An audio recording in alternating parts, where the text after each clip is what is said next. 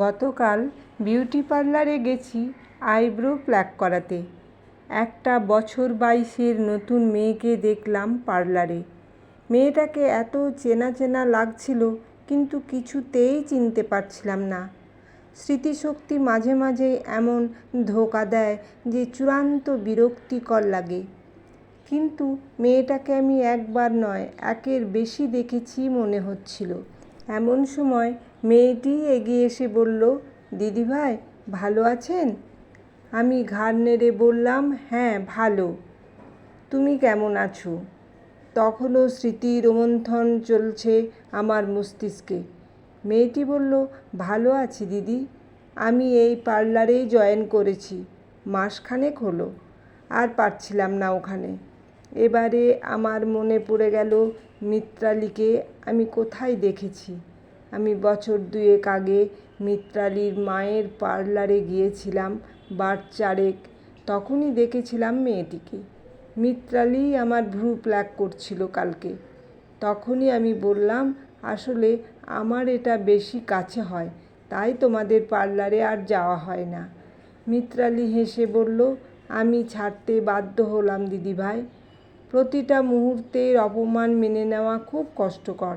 কাস্টমারদের সামনে মা সব সময় বলতো, ওর কাছে চুল কাটতে হবে না, ওর কাছে ফেসিয়াল করাতে হবে না।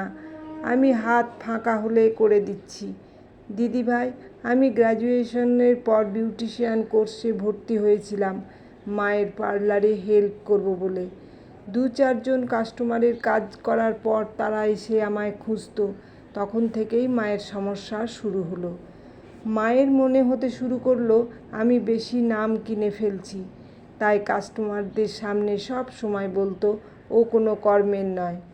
আমি যখন পারবো না তখন পার্লারে থাকলে হয়। বাড়িতে গিয়েও বাবার কাছে বলতো, আমার কষ্ট করে তৈরি করা পার্লারে গিয়ে নাম কিনতে চাইছে তোমার মেয়ে। ক্ষমতা থাকলে আলাদা একটা করে দেখাক। আমি দেখছিলাম মায়ের মানসিক অবস্থায় অবনতি হচ্ছে। মা ভাবছে মায়ের নিজের জায়গা আমি নিয়ে নিতে চলেছি। তাই বাধ্য হয়ে আমি এখানেই জয়েন করলাম। কনফিডেন্স লেভেল কমে যাচ্ছিল ওখানে। বারবার শুনছিলাম, ওর দ্বারা কিছু হবে না। রাতে ফিরে টিউশনি করি, দিনে পার্লার। টাকা জমাতে পারলে নিজে একটা তৈরি করার ইচ্ছে আছে দিদিভাই। আমি বললাম, তুমি কি একমাত্র সন্তান? মিত্রালী বলল, না দিদি, আমার একটা ভাই আছে। মা আমায় প্রায় শুনিয়ে শুনিয়ে বলে, আমায় দেখবে তো? ছেলে মেয়ে তো কোনো কাজে আসবে না। ভাই আমায় খুব ভালোবাসে, বলে, দিদি তুই মন খারাপ করিস না, আমি তোর পাশে আছি সব সময়। বাবা যখনই বলতে যায় মাকে যে মেয়েও দেখবে গো, তখনই মা রেগে যায়। তাই বাবা এখন চুপচাপ থাকে। আমার খুব ইচ্ছে একটা পার্লার করে সেটার ওপেনিং আমি মাকে দিয়ে করাবো। আমি সকলের সামনে গর্ব করে বলবো, মায়ের কাছেই আমার হাতেখড়ি। আমার খুব ভালো লাগছিল ওর কথা শুনে। নিজের ইচ্ছে পূরণের লড়াইয়ে নেমেছে মেয়েটা, জয়ী হোক। নিজের মা যখন প্রতিদ্বন্দ্বী ভাবে তখন সেই লড়াইটা যে বেশ কঠিন সেটা আর বলার অপেক্ষা রাখে না।